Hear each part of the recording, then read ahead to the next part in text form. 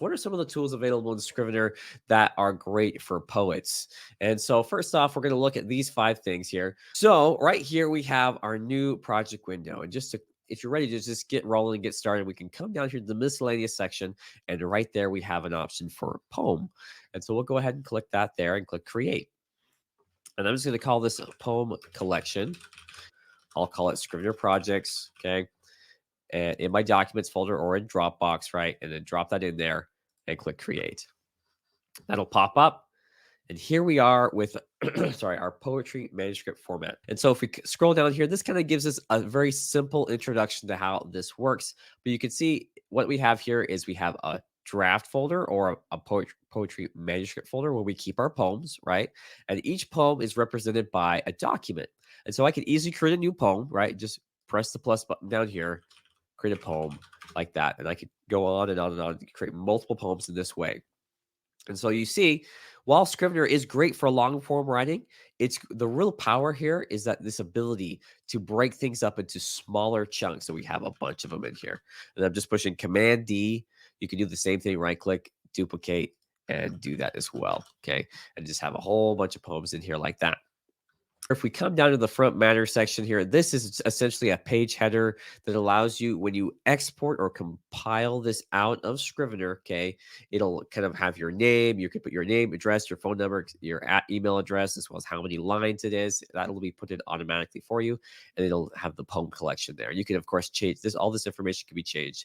Let's say I have a lot of images and things like that I'd like to be looking at while I am or writing my poetry. So in that case, I could easily just drag and draw an image in here like so, and then have access to it in Scrivener right there for me to be able to see and visualize and write about. One thing I should probably mention that I neglected to add in is if I want to view this alongside my writing. So let's say I have a poem selected here and I'm writing a poem, right? And I want some inspiration nearby, right? I can actually split my editor here at the top right corner. Click that guy right there. You see it duplicates it. Then what I'll do is I'll click whichever one I want to change. So for example, I usually like seeing things on the right and working on the left. It's just how I am, right? So I'll click the right one, and I'll click this Revelo image, and then I'll have that right here by me. So I can then write my poem and have my research right beside me. Now, it doesn't just have to be an image, right? I could bring in a whole group of images if I wanted. Drag and drop it in there. I've got all those images in there now. Okay. I could even bring in some Microsoft Word documents if I wanted to. So let's just drag in a sample document there, like so. Okay. And that would work as well as if I had poems that I wanted to bring in. We'll look at that in just a second.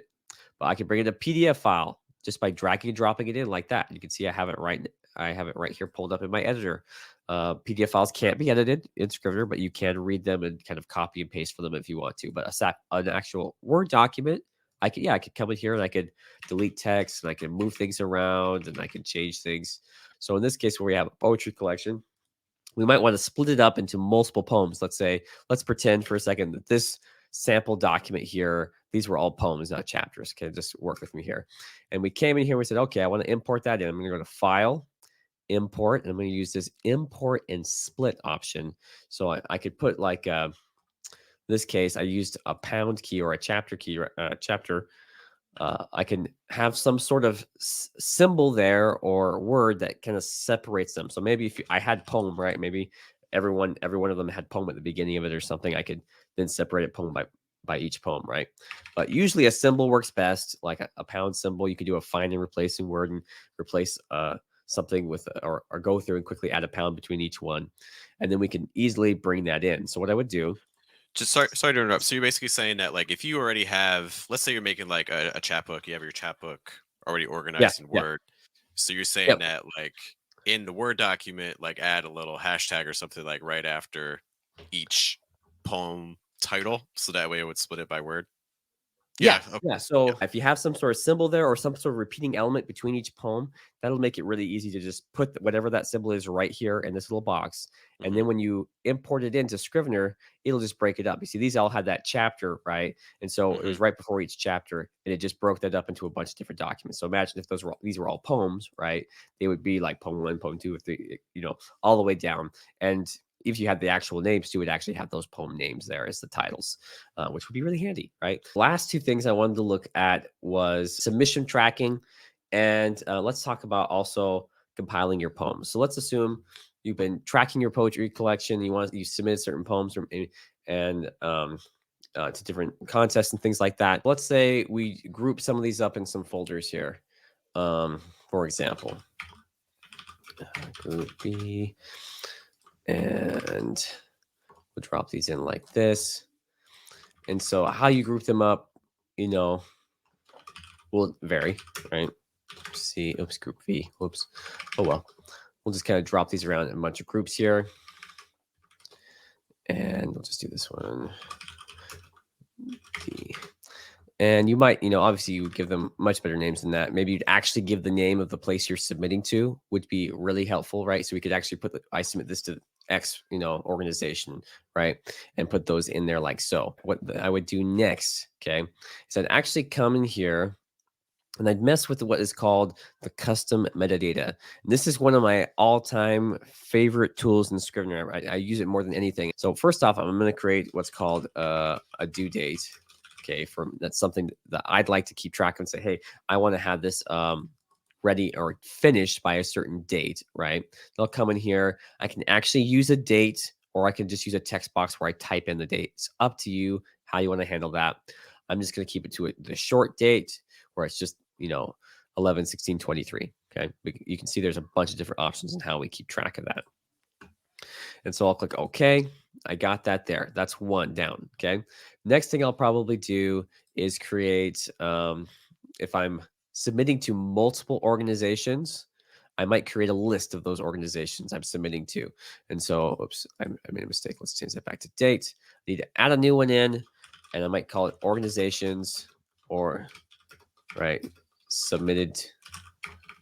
We'll just call it organizations. Keep it simple. We'll go change that to a list. And we'll add in the list. We'll just call it org 1, 2, and org 3. Now, obviously, you can do as many as you like. You can keep going all the way down that list. And then probably the last one I would just put date submitted. Okay. Same thing. I'm going to choose the date again. Okay. I'm going to do the short date and do something like that. Okay. We'll click OK. And this is where our outliner really comes in handy. So I'm going to click my poetry collections here, and I'm going to go to my third view, arguably my favorite view as well, where I can come in here and I can view that custom metadata one by one. And so what this does, you can see I have all my groups, right, of poems, my collection of poems, right? I could come over here, and now I can add in that due date. I can add in that organization. I can add in that date submitted there, like so. Okay, so I might add the due date over here. I'll probably have the date submission right after it. That a little bit smaller, and the organization submitted to, something like that. And I'll probably turn off, I don't need my labels. Status is a good one, right? Because I can check whether I've worked on it or not. But for now, we're going to go ahead and turn off status. I definitely don't need section type or targets or total progress or any of that, right? We're just going to keep it really simple here. And there we go. So I open that up. So I might have a due date for this poem as I want this done by the 30th. Let's make this bigger. And I want this one done by the, I don't, by the 7th, however, wherever you want those to be done.